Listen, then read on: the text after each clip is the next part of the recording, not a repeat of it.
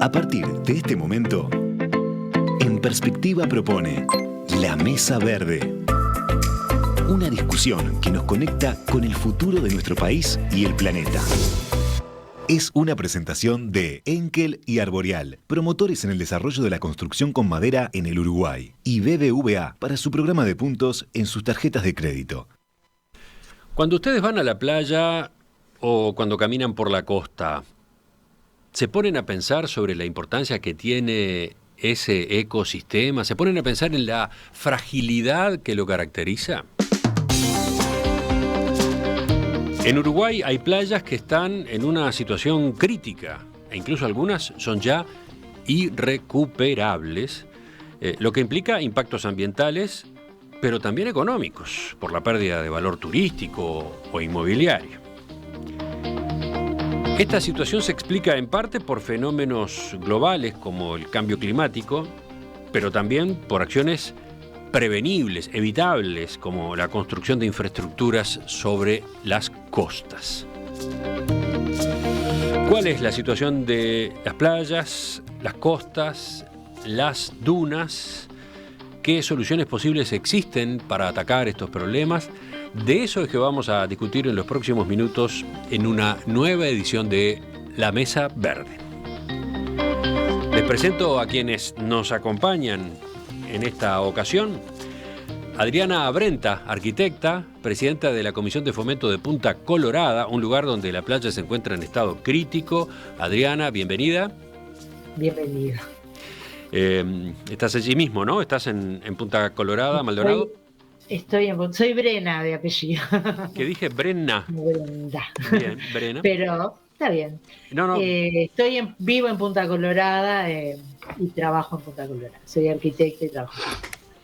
Sigo. Analía Siganda, licenciada en Biología Humana, magíster en Manejo Costero Integrado, investigadora en la Universidad de la República, participa de la Red Unión de Grupos de la Costa. Analía, también un gusto saludarte. Un gusto, muchas gracias por la invitación. ¿Dónde estás tú? ¿En otro lugar? En Salinas. En Salinas. Ah, en la costa, pero un poco más cerca. Y por último, venimos a Montevideo con Omar De Feo, ecólogo marino, investigador de la Unidad de Ciencias del Mar de la Facultad de Ciencias de la Universidad de la República. Omar, buen día.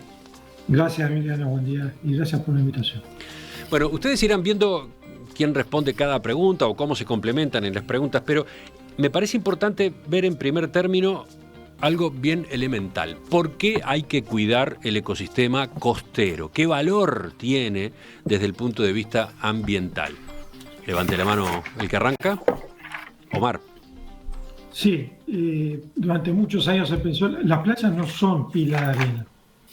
Las playas no son simple apilamiento de arena, sino que brindan una cantidad de servicios ecosistémicos a nuestra sociedad muy importantes, bienes y servicios como el suministro de alimentos, disipación de olas y amortiguación asociada a las tormentas y temporales, asimilación de materiales orgánicos y contaminación, mantenimiento de biodiversidad, criaderos de sitio de anidación de tortugas, aves y peces, atenuación y proporcionamiento de agua a través de acuíferos subterráneos, filtración de agua, mineralización y reciclaje de nutrientes. En fin, es un ecosistema súper completo que además de todo provee servicios culturales como la recreación, como el turismo, digamos, es crítico. Entonces, el concepto de las playas como cementerios de arena ha sido dejado de lado hace bastante tiempo. ¿Alguien más que añada en este sentido de por qué son importantes estos ecosistemas? Sí, reforzando el tema cultural, porque lo ecológico y lo en cuanto a servicios ecosistémicos me parece que Omar mencionó unos cuantos. Esto de más allá, o sea, de lo recreativo, pero también en cuanto a la identidad, ¿no? O sea, lo que aporta a la identidad, por ejemplo, en Uruguay, que somos un país bastante costero, lo que implica lo que aporta a nuestra identidad como uruguayos, ¿no? En este caso, me parece que también hay que mencionarlo. Sí, de porque hecho, eso hace también al cuidado y a lo que nosotros podemos hacer para protegerlo, ¿no? sí, Es de algún modo tu perdón, planteo va es por un este bien. lado. Imaginemos lo que sería si en Uruguay no hubiera playas, desaparecieran las Es que en playas. realidad es un bien patrimonial que uno tiene, Ujú, además. claro. No se ha considerado mucho como patrimonio, pero es un patrimonio importante a proteger. Y A la pregunta proteger y siguiente, a fomentar con el turismo, pero a proteger. claro, aprovechar y proteger al mismo tiempo, ¿no? Exactamente. La pregunta siguiente es cómo funciona ese ecosistema, porque suele hacerse énfasis en lo que se llama la zona litoral activa de la playa. ¿Quién va con esto? Y bueno, yo De nuevo, Omar. Dios, Omar, sí. Antes que nada, Emiliano, lo que hay que decir es que las playas forman casi 2/3 de las costas libres de hielo en el mundo. Son fundamentales a nivel mundial y, como decía Adriana, son un patrimonio mundial. Las playas funcionan como un todo, un sistema global que se llama zona litoral activa, que va de la zona de surf, de donde hacemos surf, o arriba de la ola, hasta la duna activa. Es decir, donde la ola ejerce influencia hacia la tierra y el viento ejerce influencia en ella también. Entonces tenemos una zona, la playa como tal, donde tomamos el sol, la zona de surf y la zona de la duna, que es el corazón olvidado de la playa. Y lo vamos a hablar en otra oportunidad acá.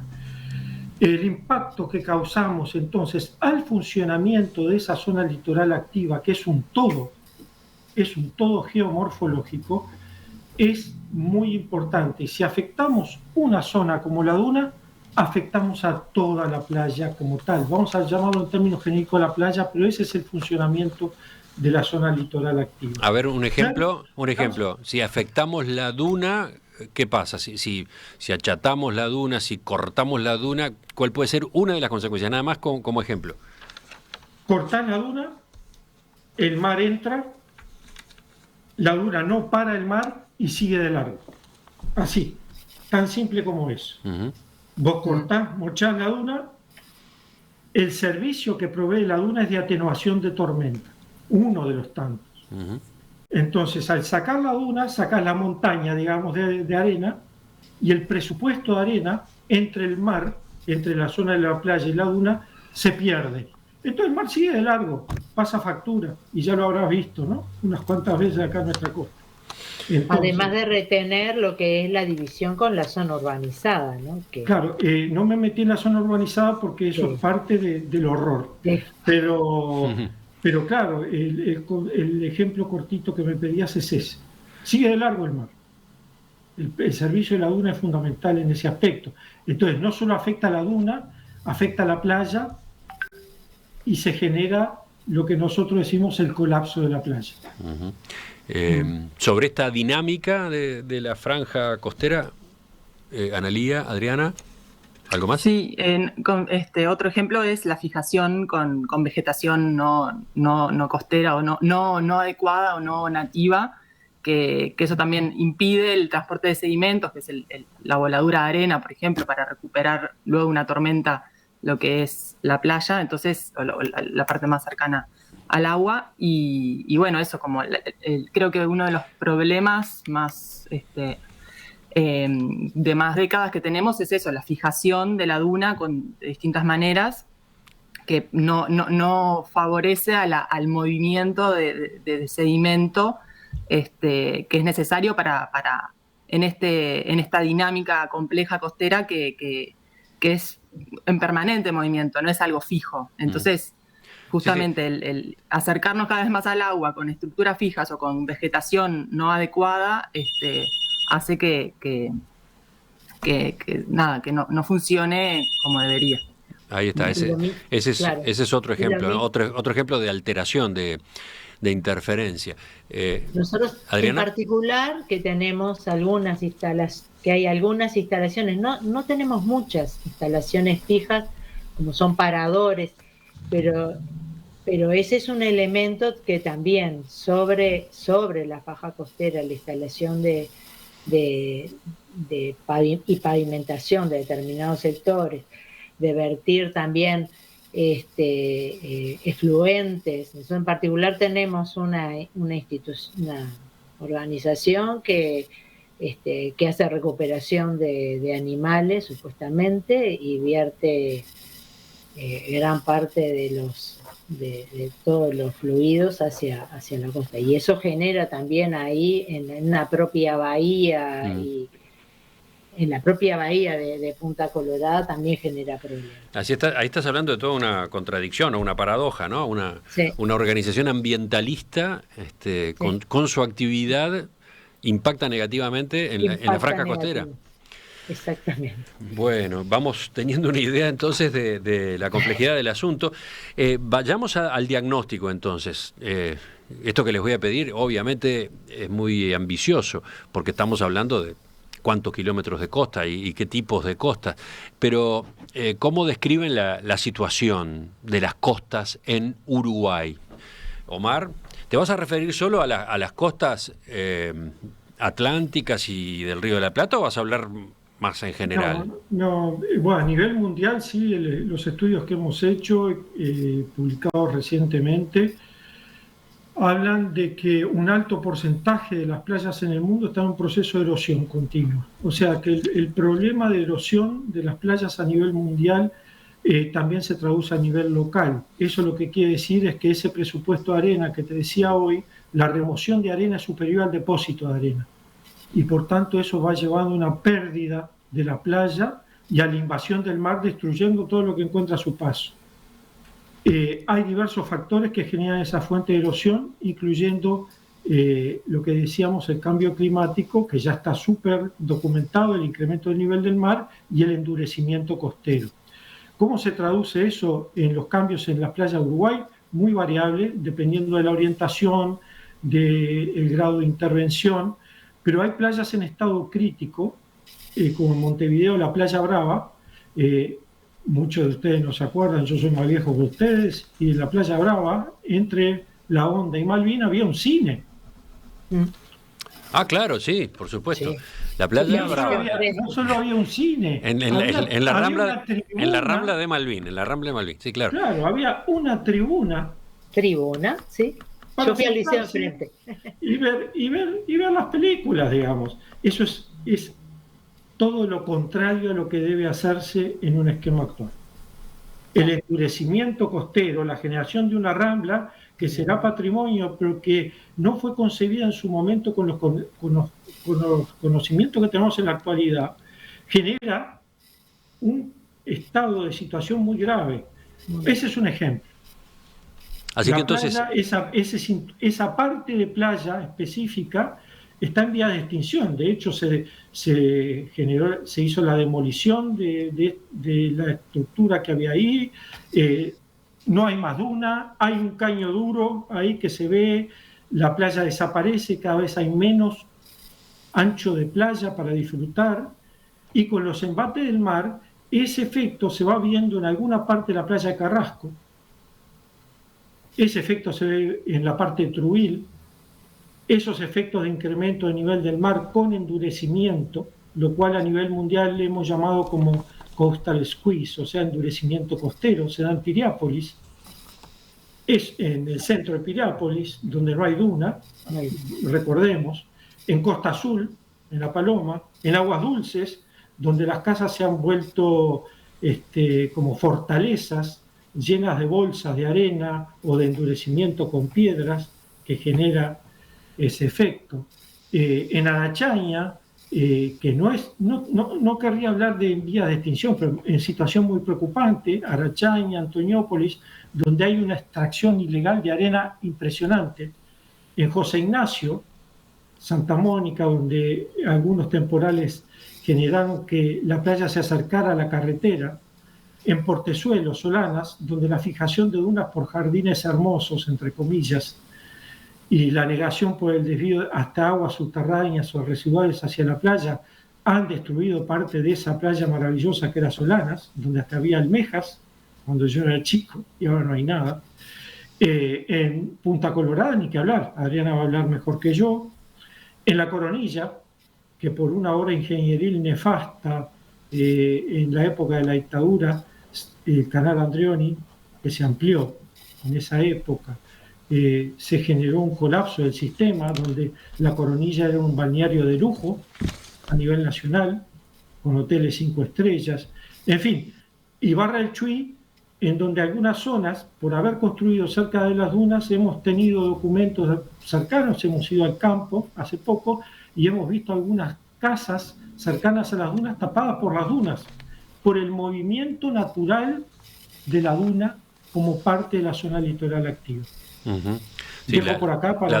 la duna intenta sobrevivir, la duna intenta por supuesto. Seguir haciendo lo que le corresponde. Por supuesto, somos nosotros los que nos equivocamos, no la duna. Uh-huh.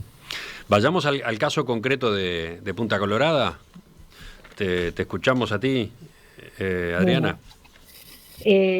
Pasa similar que en casi toda la costa, o sea, el hecho de realizar una rambla, ¿no?, en un lugar inadecuado, o sea, no con una distancia que no era la que se necesitaba para poder dejar mover la duna. Tenemos distintas situaciones, porque Punta Colorada tiene una playa mansa que se junta con San Francisco, que recientemente le hicieron una ciclovía y que está muy linda, la gente la disfruta mucho, pero lo que no sabemos es que silenciosamente esa ciclovía y ese pavimento duro tiene una repercusión necesariamente en la propia playa.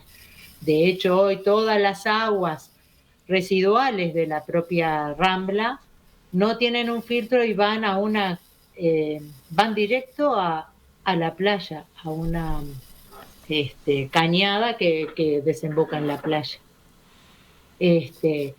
Después tenemos una parte de ruta que bordea la zona del cerro, que es la parte rocosa, y después tenemos la otra parte, que es la parte de la duna más grande, que es la más complicada en cuanto a movimiento y con la cual se han tenido políticas de movimiento que no son las más adecuadas, de fijación por un lado.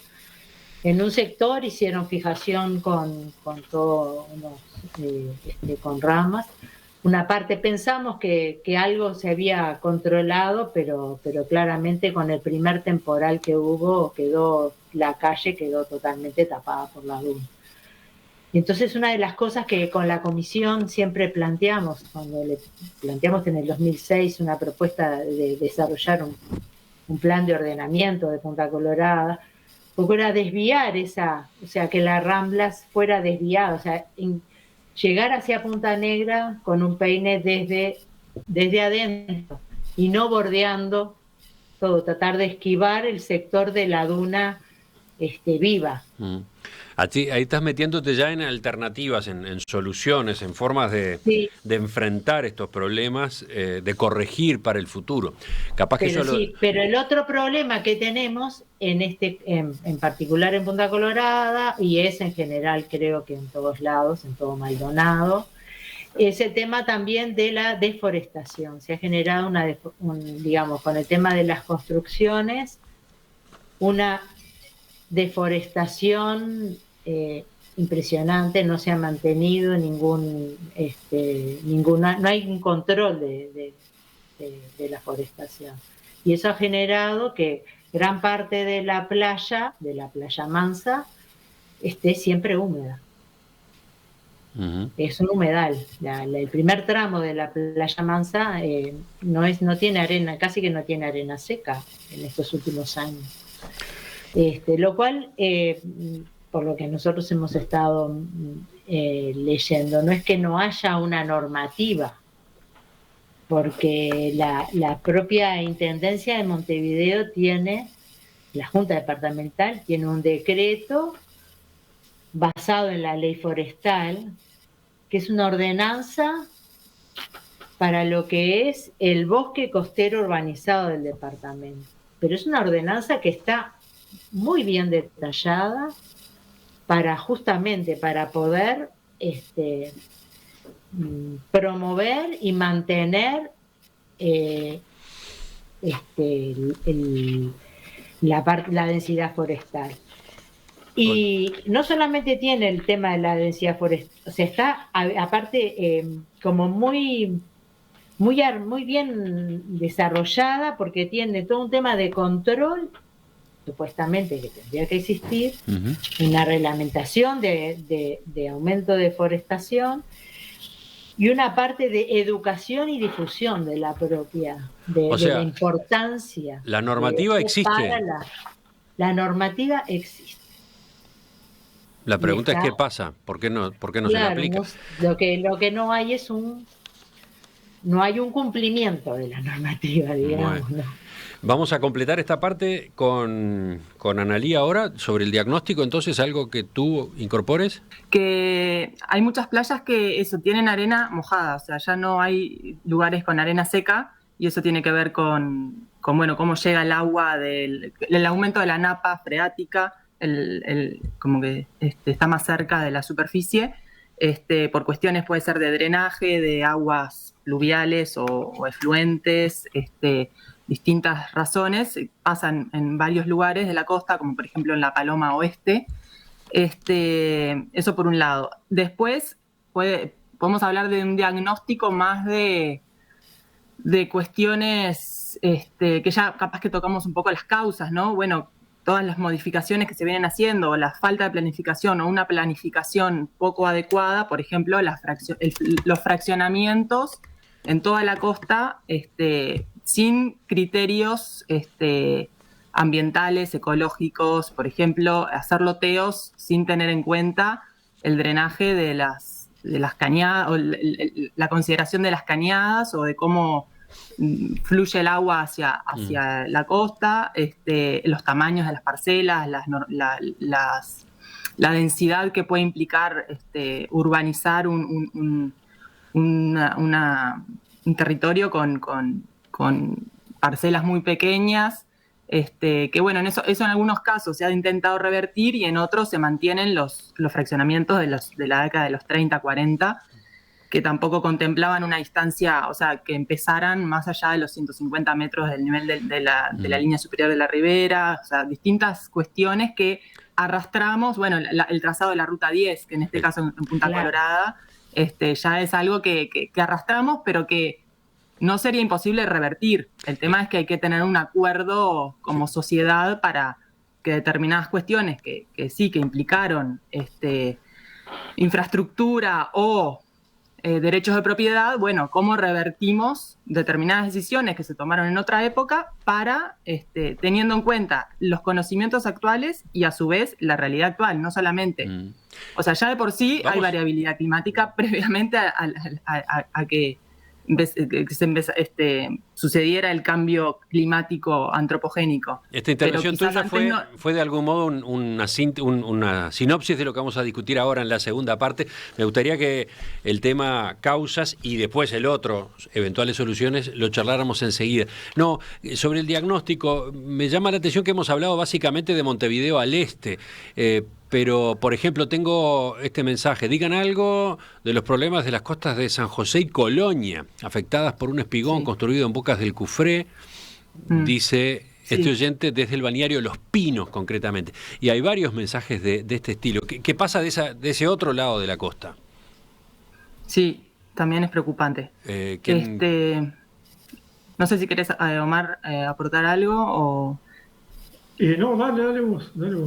Yo no tengo conocimiento, así como no he trabajado directamente, pero sí en la maestría nos han presentado casos, y bueno, hay gente del centro de manejo que trabaja ha trabajado en aquella zona. Ese espigón de Bocas del Cufré es icónico en nuestras formaciones, como todo lo que no se debe hacer, porque claro, no contempló la dinámica, la deriva litoral, o sea, cómo se mueven los sedimentos en el agua.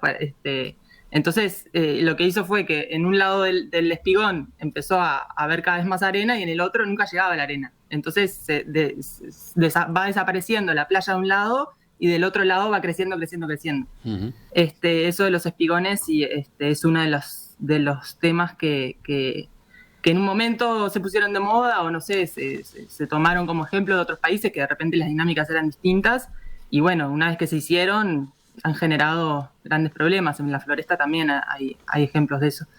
Hay otros oyentes que hablan de la zona oeste de Montevideo, del departamento de Montevideo.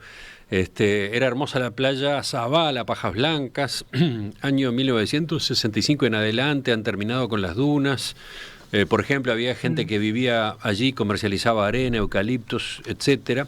También le preocupa Punta Espinillo. Lo tienen también en el registro, supongo.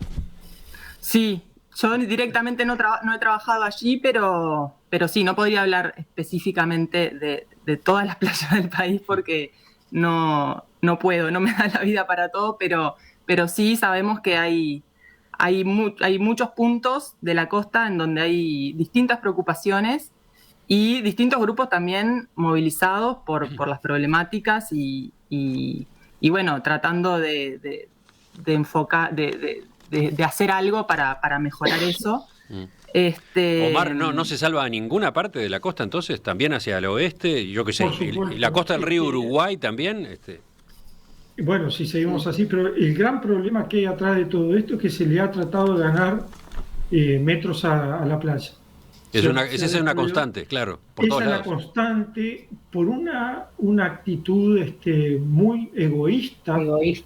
Muy egoísta de parte de las autoridades y prescindente de la ciencia como objeto impulsor de conocimiento para toma de decisiones fundadas en dicho conocimiento. Uh-huh. Entonces, todo lo que se habla de Pajas Blancas, de Punta Espinillo, también todo lo que dije del Atlántico es aplicable al oeste y es por esa tendencia sistemática a ganarle metros a la playa, destruyendo las dunas y alterando el presupuesto de arena, a lo cual se le agrega el otro problema que hemos estudiado en estos últimos 20 años, que es el rol innegable del incremento del nivel del mar como una fuente de afectación a las playas. Sí, acá tenemos entonces la gran síntesis de las causas, ¿no? Exacto. Por un lado, acciones llevadas adelante por el hombre, por autoridades, por privados, avanzando sobre la faja costera de distintas formas, y por otro, el impacto de la suba del nivel del mar. Exactamente. Es ganarle el espacio a la duna y destruir la playa como un todo, alterando ese presupuesto de arena que te decía, de la playa hacia la duna y de la duna hacia la playa en función de las condiciones ambientales. Entonces, con el incremento del nivel del mar, más el endurecimiento, que se llama así, endurecimiento de la costa, a través de ramblas, de lo que decía Analía, de los espigones, que alteran la dinámica de sedimento, y de otras estructuras, de los estacionamientos, de los paradores, sin ninguna política de planificación, lo que se genera, pero que no solo acá, no somos solo los malos de la película nosotros, lo que se genera es lo que se llama la compresión costera. Esa compresión costera lo que hace es reducir la playa a un mínimo o hacerla desaparecer en casos documentados de colapso de playa, se llama, en donde la playa ya no sirve más, donde no tenemos... 1170 AM. Suspensivo. Esta edición de La Mesa Verde tiene el foco puesto en la costa, las playas, las dunas. ¿Qué problemas arrastramos acá en Uruguay? ¿Cuáles son sus orígenes? ¿Cuáles son sus consecuencias? Porque estos problemas tienen a su vez consecuencias. Bueno, ¿y por dónde salimos? ¿Está la posibilidad de revertir este panorama? Ya continuamos.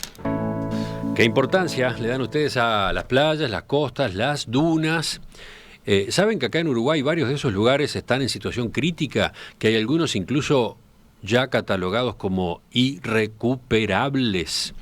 Bueno, ese es el tema, esta vez, en esta edición de La Mesa Verde.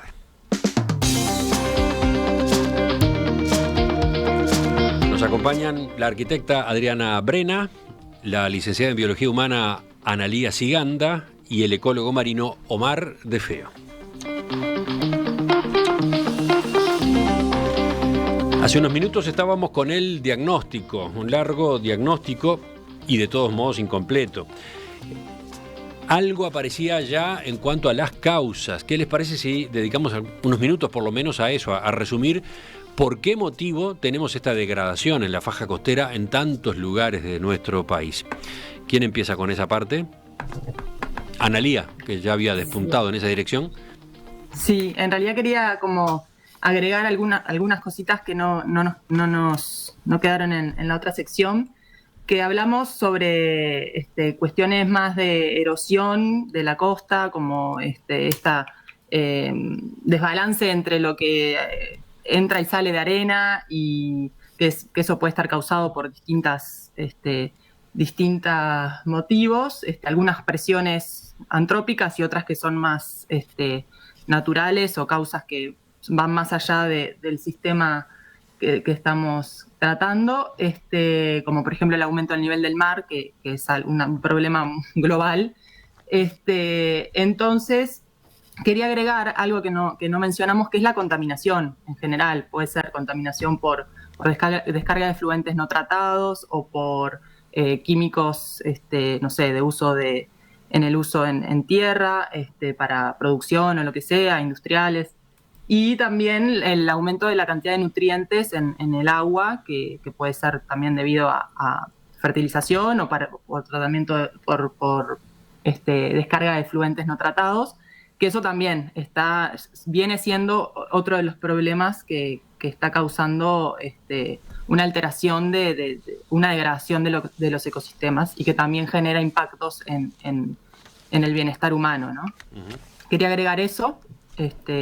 Y bueno, pasando a... Omar y Adriana, ¿qué dicen? Perfecto, es perfecto lo que dice Analía. Adriana.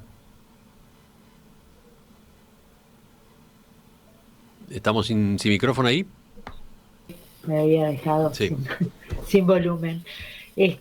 No, totalmente de acuerdo, y es uno de los temas que tenemos, porque nosotros en particular acá en Punta Colorada tenemos varias cañadas que dan a la playa, y si bien no tenemos lo que puede pasar en la costa oeste, que recién estaban hablando sobre el tema más de los fertilizantes y demás, el tema que tenemos acá es que como no hay un saneamiento y tenemos toda una cantidad de fraccionamientos nuevos, y aumentó mucho la cantidad de viviendas, tenemos pozos negros, y los pozos negros, esos van fluyendo. Y no hay un control, ¿no? De hacia dónde, todos tienen robadores hacia los puntos bajos. Uh-huh. Esos puntos bajos después terminan en la playa. Y es uno de los temas que en particular le venimos planteando también a la Intendencia, porque de hecho después tenemos en las propias playas, cuando llega la cañada se forma la lagunita de los niños, ¿no? Donde supuestamente esa lagunita es una contaminación total. Y nosotros ya le hemos estado planteando el hecho de por lo menos informar a la gente, o sea, uno tiene que, como responsabilidad de la Intendencia, de la alcaldía o de quien sea, informar también a la gente de cuál es la situación de esa playa.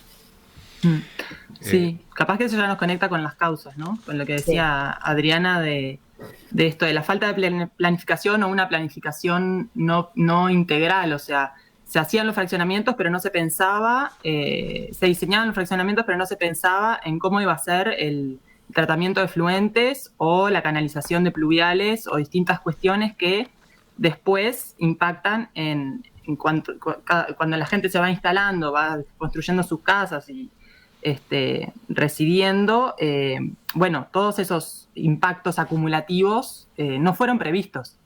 Entonces ahora solucionar esas cuestiones implica grandes inversiones quizás para el Estado, en lugares donde de repente la densidad de población no es tan grande, entonces hacer toda una red de saneamiento, como vemos en Montevideo o en algunas otras ciudades grandes, no es viable. Bueno, entonces hay que buscar otras alternativas de saneamiento que no sean los pozos negros, porque muchas veces en general son filtrantes, entonces las aguas negras van directo al suelo, ¿no? Entonces, son algunas de las causas que generan todas estas cuestiones, no solamente de contaminación, sino de mal drenaje de las aguas. Uh-huh. Pero como decía Omar hace un rato, quizás el común denominador o la principal de las razones está por el lado de haber acercado excesivamente, ¿no?, la urbanización, la infraestructura a esa faja de costa, a esa que llamábamos, ¿cómo era el nombre? Zona litoral activa. La zona litoral activa, ¿no? La que va desde el agua, en la zona donde se hace surf, digamos, hasta la duna, ¿no? Abarcando la arena hasta la duna.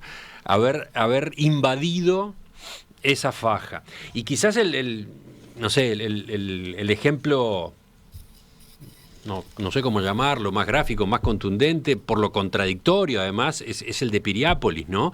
Porque cuántas veces hemos elogiado el espíritu emprendedor de Piria, ¿no? Lo que pudo hacer, lo que se lanzó a hacer, la maravilla del Argentine Hotel, por ejemplo, ¿no? Y todo eso es cierto, pero al mismo tiempo estaba deteriorando el ambiente en el que implantaba todo ese... ¿cómo decirlo?, complejo turístico que él estaba creando, ¿no? Allí directamente no hay duna. La Rambla se comió la duna, se instaló arriba de la duna, digamos, ¿no? Exactamente, Emiliano, pero con el diario del lunes es fácil. En esa época no se sabía todo eso. Lo que sí tenemos que hacer ahora, y ese es el gran mensaje, es parar esto en donde se puede. Ahora ya no hay excusa. Ahora ya sabemos todos que alterar la duna o endurecer o generar estacionamientos o infraestructura dura en las dunas es un acto inconsistente con lo que decíamos como equidad intergeneracional. Uh-huh. O sea, para que nuestros hijos y nietos disfruten de lo que es la playa. Nosotros, si alteramos eso, ahora no tenemos perdón. No es echarle la culpa cuando se hizo la Rambla en una época o a Piria, porque es verdad que no hay vuelta en muchos de esos casos, pero tenemos que ser proactivos y no permitir que se sigan construyendo, loteando, como dijeron mis colegas, zonas en la duna, en la zona litoral activa, más allá de las excusas triviales de construcciones livianas que se está diciendo. Bueno, esa es una pregunta que aparece enseguida y la han planteado varios oyentes, ¿no? Exacto. La construcción liviana, la construcción de madera, una cabaña, ¿es lo mismo desde el punto de vista que estamos analizando, desde el punto de vista del impacto negativo allí en esa faja? No es lo mismo, pero es igual, como decían.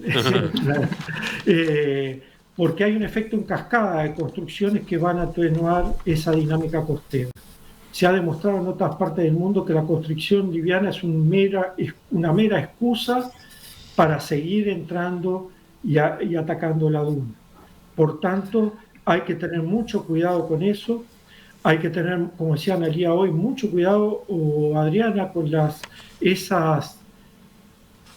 normas que están en la ordenanza costera que se utilizan por parte de gobiernos departamentales para empeorar la situación.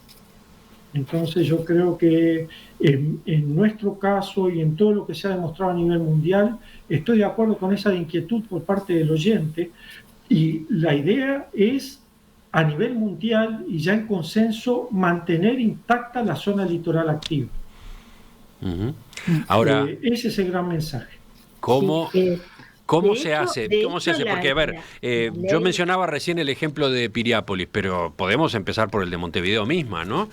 Claro. En Montevideo también, la Rambla le caminó por arriba a la duna. Y ahí estamos tratando de reconstruir algo de duna en algunas playas. ¿Cómo observan esa tecnología que se está empleando, por ejemplo, no sé, en Positos o en Playa Ramírez? ¿Cómo juega en la dirección de lo que hay que recuperar? Yo creo que las cercas captoras, si te referís a eso, las estrategias que buscan retener arena sin fijar la duna, me parece que son buenas. También requieren conocimiento experto y saber bien dónde poner las ramas o lo que sea que se vaya a poner para retener arena. pero me parece que son una de las estrategias que tenemos para ir recuperando, no seguir perdiendo arena, como quien dice. Recordemos, es esa especie de duna artificial, chica, ¿no? Obviamente, de escasa altura, que se genera, de hecho, por ejemplo, en Positos, por ejemplo, en Playa Ramírez, al haber colocado, no sé, hojas de palmeras, algún tipo de vegetación que retiene la arena, que si no, directamente se vuela, se ha estado volando durante décadas, ¿no? Esa es una herramienta, ese es un recurso, pero parecería que es un recurso como mínimo, ¿no? Es uno de los tantos recursos y depende del lugar y de la configuración y de la orientación de la playa, va a tener más éxito que en otros. Yo te puedo decir, en la Playa Brava, nuevamente, por más arcas captoras que pongas, no va a pasar nada, digamos. El problema, el mensaje que estamos tratando de decir es que esa es una de las herramientas que es plausible, que va a ser necesariamente incompleta de acuerdo al tipo de playa, y que lo que debemos hacer es planificar, prevenir, ser proactivos y no reaccionar frente a la situación. Debemos en algunos lugares ya decir, bueno, no, hay que cuidar esta zona. En otras que ya están más enfermas, digamos, es una plausible medida, pero insuficiente en otros casos. Pero a ver, permítanme ser bien directo. En un caso como el de Montevideo, las playas de Montevideo, ahí directamente no hay forma de recuperar la duna, no vamos a demoler la Rambla, ¿no? Eso plantean varios oyentes. Hay lugares de la costa donde la infraestructura y el avance de la ciudad tiene tal dimensión, tiene tal porte, que es inconcebible ponerse a pensar en tirar, demoler y no sé, ganar 100 metros, 200 metros hacia adentro, ¿no? Entonces, en esos casos, ejemplo, no sé, Montevideo, ejemplo, Piriápolis, ¿qué es lo que se puede hacer? Y después vamos a otro tipo de soluciones, ¿no? O a otro tipo de medidas. Pero en esos casos, ¿qué imaginan ustedes? Lo que pasa es que depende de cada playa. Hay playas que están más en equilibrio en cuanto a balance de arena que otras. Hay playas que ya están en erosión. Entonces, ahí yo no soy experta en esos temas porque no soy ni geomorfóloga ni nada, pero por lo que he visto, cada caso es distinto y hay que, primero, antes de hacer nada, estudiar bien el funcionamiento de ese sistema para luego pensar en estrategias. Y no porque en un lugar funcionan los geotubos o funcionan las cercas captoras o funcionan distintas estrategias, va a funcionar en otros. Entonces, lo primero que hay que hacer es analizar bien cómo funciona esa dinámica, y bueno, y luego tomar alguna estrategia y a su vez evaluarla, monitorearla. No es hacer algo y bueno, si funciona, funciona, sino que hay que ir monitoreando las distintas soluciones que se plantean. Pero, por ejemplo, no sé, Punta del Este.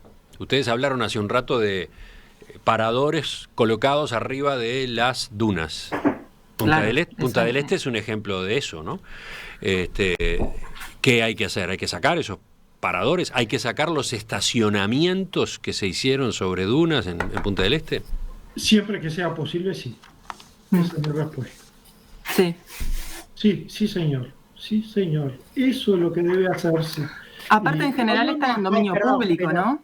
Pero hay una ley, además, yo quería hacer un poco de referencia de ordenamiento territorial y desarrollo sostenible del espacio costero del Océano Atlántico, Río de la Plata. Establece en su artículo 9 que los proyectos y equipamientos del espacio costero propenderán a alejar de las costas de flujo intenso de vehículos a través de los siguientes lineamientos. Los trazados viales vehiculares cercanos y paralelos a la ribera tenderán a transformarse en paseos costeros marítimos, peatonales o vehiculares de baja velocidad. O sea, ya hay algo. O sea, es como lo mismo que decía con el tema de la forestación, pasa con esto. Hay una normativa, hay unos lineamientos. El tema es que cuando se toman las políticas públicas de desarrollo de determinadas zonas, debe aplicarse esta reglamentación, ¿no? Que es un poco lo que en particular después lo vemos, lo de Punta Colorada, que es un poco eso. Pero pasa eso, digo, de que actúan sobre resuelven el tema vial, resuelven el tema de las vistas en particular. Uno en general es como muy egoísta. ¿A quién no le gusta vivir frente al mar y estar lo más cerca posible del agua? Pero es egoísta. Y en base a eso un poco que se ha construido las distintas urbanizaciones, ¿no? Y el tema es también, el tema el tema vial. Resolver el tema vial implica interferir en otros sistemas, que no es el sistema vial, sino que son los ecosistemas y las urbanizaciones. Sí, no sé si pasamos a normativa, si mencionamos algunas cuestiones de normativa, hay un montón de cosas para decir. Yo lo que quería, justo que Adriana mencionó de vuelta lo de la cuestión cultural, ¿no? Valoramos vivir cerca de la playa, pero a la vez no la cuidamos. Entonces ahí está la gran paradoja. Porque cuanto más cerca del mar nos queremos poner, con construcciones fijas o más cerca queremos la ventana para ver el mar, más estamos impactando ese lugar que valoramos como agradable para vivir o lo que sea. Entonces creo que hay que cambiar un poco esa forma de intervenir o de, bueno, sí, valoramos, pero ¿qué significa valorar? Cuidar también, ¿no? Entonces, ¿cómo hacemos para disfrutar de las playas, pero a la vez, y que ese disfrute sea justo para todos, ¿no? Que no sea para algunos solamente?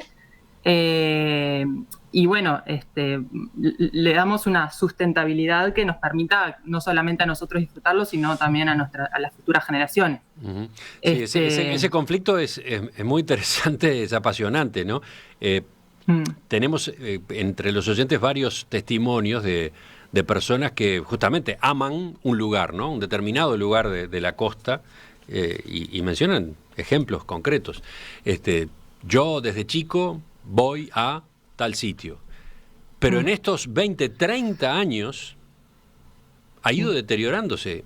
Ese lugar no es hoy el que yo disfrutaba hace 30 años. Desaparecieron las dunas, por ejemplo. Hay desmoronamientos. La arena ya no es una arena blanda, es una arena dura. Es curioso eso de que se pueda, en el transcurso de una vida, o mucho menos de una vida, observar esa degradación, ¿no? Permítame sacarme una duda allí. Ese tipo de fenómenos, yo qué sé, Balneario Solís es uno de los que mencionan los oyentes. ¿Tiene este tipo de causas? Ese fenómeno rápido de deterioro, ¿tiene este tipo de causas? Sí, en muchos casos, sí, sin ninguna duda.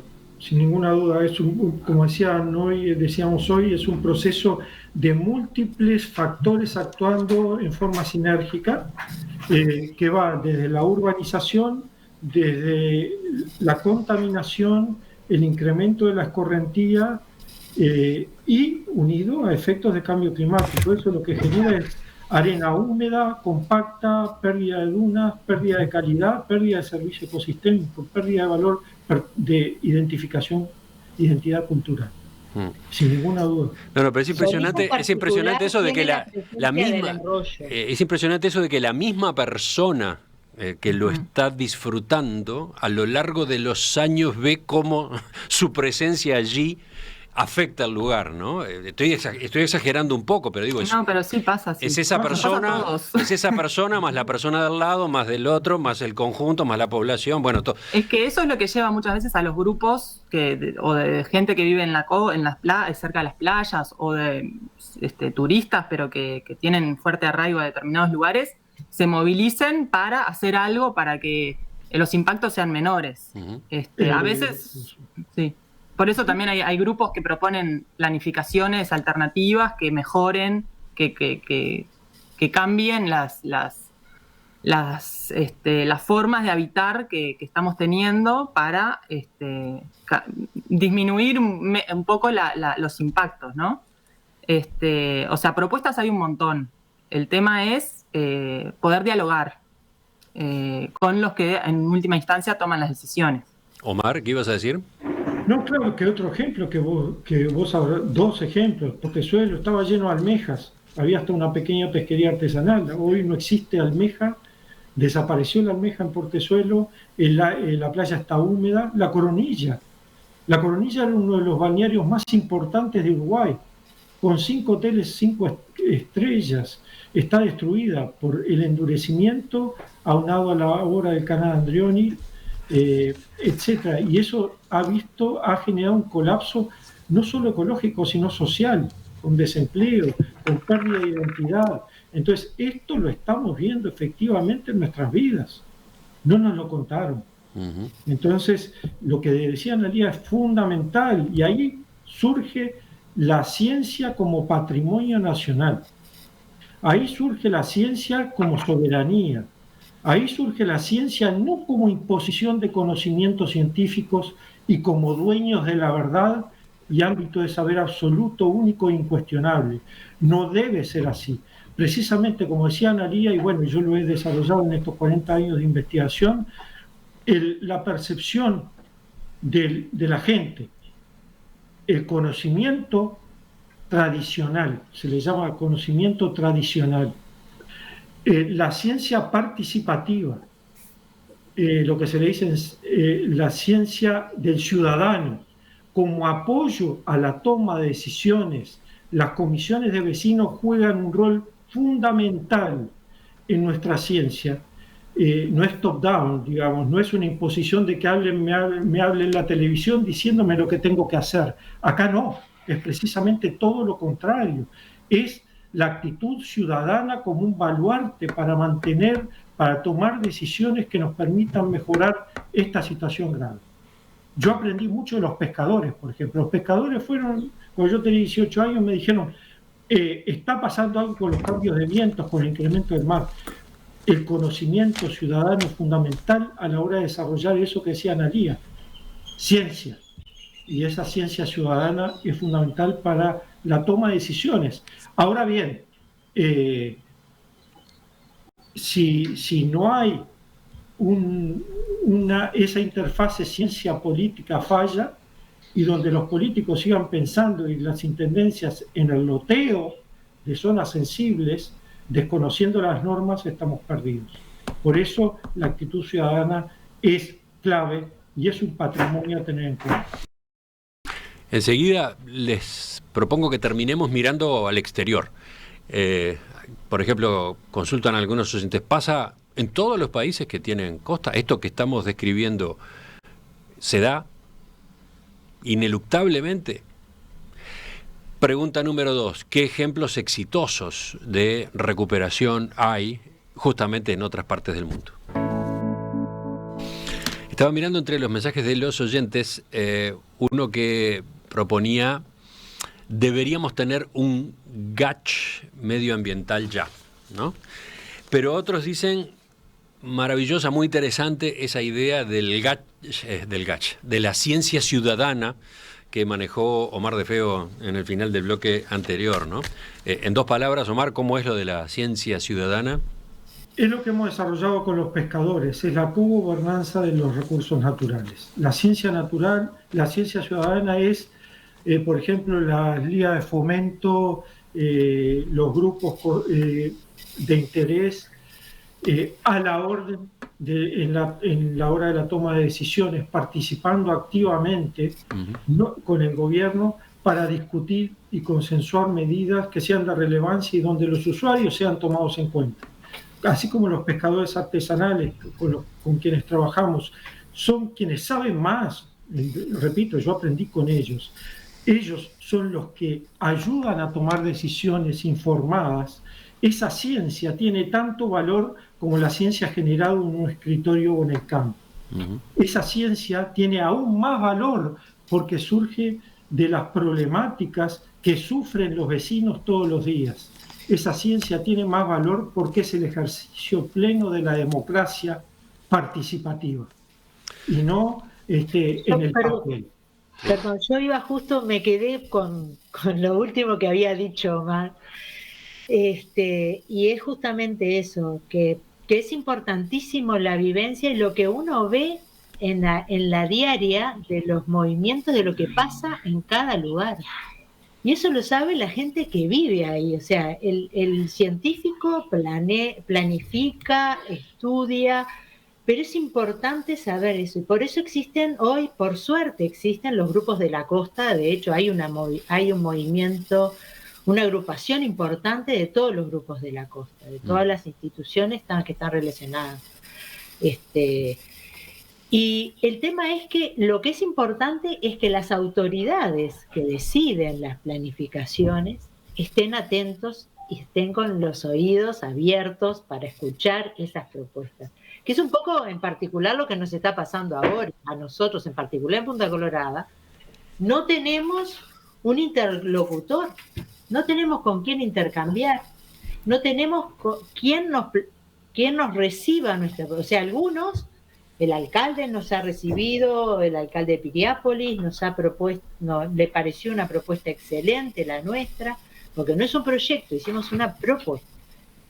Le planteamos también a los ediles departamentales, pero no hemos llegado al intendente Antía, no hemos podido acceder al intendente. Pero ¿cómo juega, por ejemplo, el Ministerio de Ambiente? Tenemos un ministerio ahora. Y el Ministerio de Ambiente, el tema es que el Ministerio de Ambiente, si no se actúa sobre la faja costera en sí, sobre la faja de defensa de costas, faja de la costa, no actúa el ministerio. Entonces, en el caso nuestro, que es el tema de la rambla, que nosotros lo que estamos planteando, no sé si cabe que yo ahora la plantee, cuál es la idea nuestra es generar, o sea, hacer cumplir la ley esta que decimos, la 19.722, y desestimular el automóvil de la costa, realizando lo que es un paseo costero. Y eso es lo que nosotros queremos, poder intercambiar con las propias autoridades. ¿Cómo es el tema de la supuestamente tienen un proyecto que no los han hecho saber. Las máquinas ya están trabajando acá en Punta Colorada y no tenemos todavía ni idea de lo que va a ser eso. O sea, sabemos que van a mantener la rambla en doble vía, sin disminución de velocidad en principio, porque de hecho el año pasado pusieron 60 kilómetros por hora, que es altísimo, y no recuperar ese paisaje que tenemos, recuperarlo para lo que es el recorrido costero, ¿no? Un recorrido marítimo. Interesante ese ejemplo, pero queda pendiente saber cómo es la jurisdicción de cada organismo, ¿no? Analía, tú ibas a hablar de hasta dónde llega el Ministerio de Ambiente. El Ministerio tiene a su cargo la faja de defensa costera. De costas, sí. La faja de defensa de costas está definida en la normativa nacional. Va desde la línea superior de la ribera hasta 250 metros, pero si no hay una ruta o una carretera asfaltada. Ajá. Entonces ahí es donde vienen muchas veces los conflictos, ¿no? Porque la competencia del Ministerio de Ambiente es en cuanto a las autorizaciones ambientales. O sea, lo que puede hacer o no el Ministerio es dar autorización de que ocurran determinadas cosas en esa faja o no. Eso es a través de la autorización ambiental previa que requiere un estudio de impacto ambiental. Entonces, por ese lado estaría el Ministerio de Ambiente. Las intendencias, los gobiernos departamentales también tienen sus competencias, por ejemplo, a la hora de dar permisos de construcción. Pero muchas veces son los propios gobiernos departamentales los que hacen intervenciones, actividades, obras que van en contra de la protección o el cuidado de esa zona litoral activa. Entonces ahí se dan unos cortocircuitos entre el gobierno nacional y los gobiernos departamentales que en muchos de los casos, lo que mencionaba Adriana de la red de Unión de Grupos de la Costa, es un colectivo, una red que agrupa muchos agrupaciones de vecinos, ONGs, y muchas de las veces las denuncias o las alertas que tenemos se refieren a eso, a falta de coordinación entre el gobierno nacional, gobierno departamental, o entre otros niveles de gobierno, o entre otros ministerios, o la prefectura.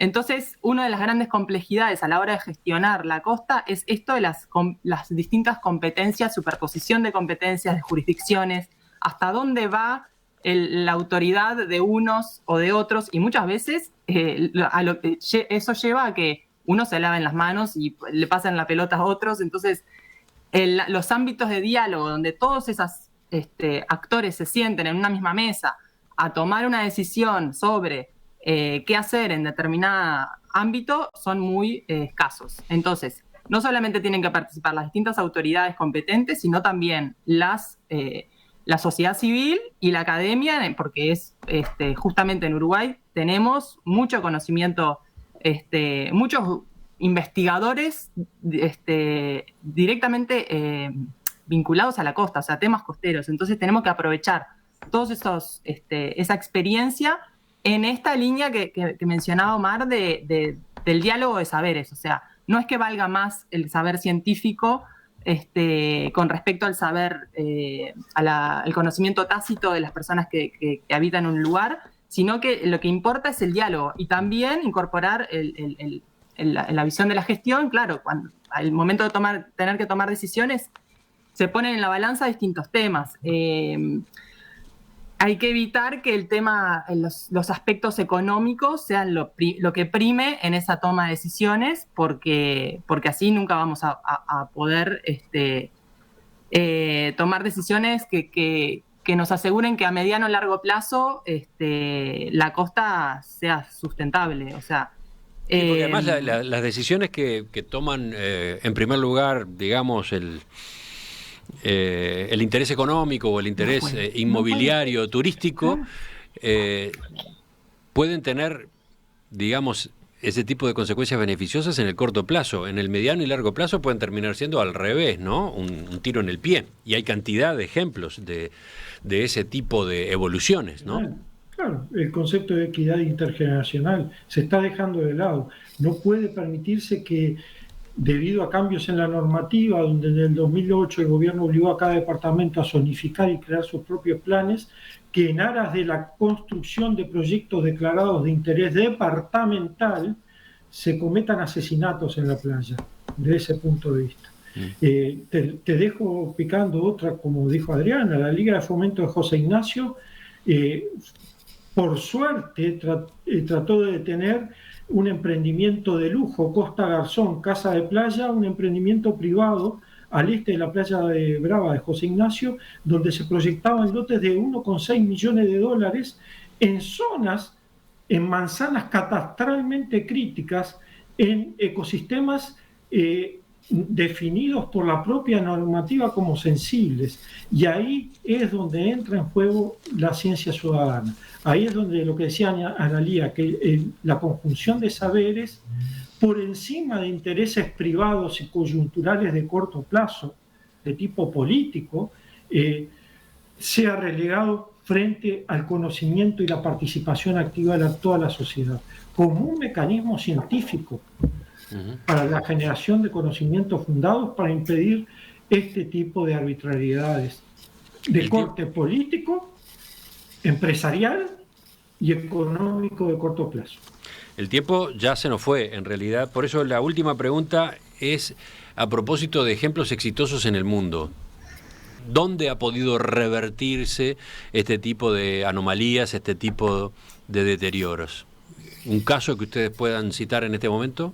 ¿Con qué herramientas, con qué tipo de decisiones? Con una mezcla de decisiones. Bueno, en este momento estamos un grupo de científicos de todo el mundo, estamos publicando algo acerca de las playas y hemos visto sistemas de restauración muy exitosos con una acumulación de herramientas. Una que a nivel mundial es la más plausible, digamos, pero se puede en algunos casos, que es lo que se llama el retroceso costero. O el coastal setback, que es tratar de prevenir o generar un sistema de retroceso cuando se pueda. No vas a tirar la rambla y a retroceder todos los edificios de Pocitos, es imposible. Cuando se pueda, unido a lo que decía Analía, el sistema de acumulación de dunas que se usa acá. Una mezcla de aparatos, de herramientas, eso se logró en California, se logró en algunas costas de Australia, se logró en United Kingdom, en algunas zonas, en otras es imposible. Permítaseme una comparación grotesca. Cuando tenemos casos de cáncer terminal, solo hay mitigación del dolor. Cuando tenemos la posibilidad de detectar un tumor maligno, pero a tiempo tenemos la necesidad, podemos controlarlo, podemos revertirlo. Entonces, eso se da, estos ejemplos exitosos a nivel mundial en Australia, Estados Unidos, Inglaterra, se dan en algunos casos donde era posible esta reversión. En otros no es posible, Millán. Uh-huh. Dice Jorge, y es uno de los decenas y decenas de mensajes, en el Pinar no hay rambla. ¿Ese es un ejemplo? ¿Hacia ese tipo de soluciones es que hay que ir? Sí, sí, podría ser. El esquema de Peine se lo llama así, ¿no? Sí, exactamente. Sí, bajada en Peine. Quería mencionar, o sea, que el equivalente de la rambla, digamos, esa ruta paralela a la costa, pero corre a una distancia apreciable, ¿no? Y desde esa ruta se va entrando en Peine, ¿no? A tal o cual lugar, a tal o cual zona de la playa. Sí. Sí, de hecho eso es lo que está... Lo que pasa es que además falta como educación en eso, ¿no? También, es lo que decíamos. Acá normalmente lo que hacemos es poner carteles de que del acceso a no se acceda por las dunas, que se acceda por determinadas zonas. Todas esas cosas son elementos que tendrían que estar incorporados ya hoy en la educación de la gente, ¿no? Lo último, ¿quién iba a agregar algo, Analía? Yo quería agregar, no quería dejar de mencionar que en realidad lo que decía Omar, que lo que tenemos que hacer es frenar, o sea, o mantener lo que tenemos, o sea, más allá de que en algunos lugares va a ser necesario restaurar, el costo de la restauración es muchísimo más de repente que lo que implicaría frenar o no permitir determinadas intervenciones que tenemos la potestad de hacerlo. El gobierno tiene la potestad de limitar, en cierta forma, lo que se puede hacer o no en propiedad privada, ¿no? Entonces, como uno de los instrumentos es la autorización ambiental previa. O sea, en esos 250 metros de faja de defensa de costas, se pueden permitir o no las obras, ¿no? O se pueden permitir bajo determinadas condiciones. Y ese instrumento, que es que se hace a través de un estudio de impacto ambiental, a mi entender no está siendo bien, como no está siendo aplicado en toda su potencialidad. Porque, por ejemplo, la mayoría de las obras que se ven en faja de defensa de costa son categorizadas como A. Eso implica que no tendrían impactos significativos. Entonces, si no tienen impactos significativos, la autorización se da casi como un trámite. Ahora, si el gobierno le obliga al particular a hacer un estudio más profundo, hacer modificaciones a sus proyectos que impliquen menos impactos, ahí ya tenés una herramienta para mejorar o para evitar tanta degradación. Por otro lado, están la directriz del espacio costero, la que mencionó Adriana, que llama a los gobiernos departamentales a revisar sus instrumentos de ordenamiento territorial y que al momento de elaborar nuevos instrumentos de ordenamiento territorial identifiquen cuáles son los componentes vulnerables de esa zona litoral activa o de los ecosistemas costeros, de la costa en general. No solamente tienen que ser ecosistemas, pueden ser sitios arqueológicos, pueden ser cuestiones vinculadas al paisaje visual, cualquier cosa que implique sea vulnerable a cambios tanto antropogénicos como de cambio global. Entonces, tener en cuenta que existe normativa, que hay veces que los procedimientos no están del todo, no son del todo adecuados o podrían utilizarse mejor.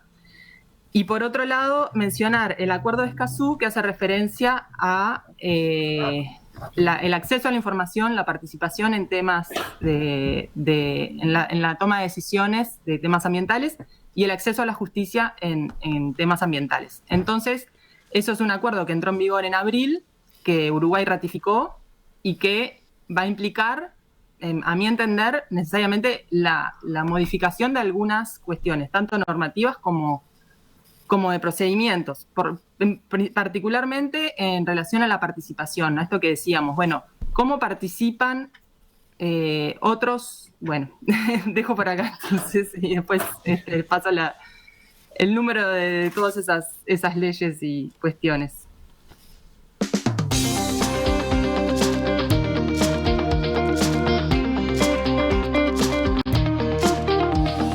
Las playas, las costas, las dunas.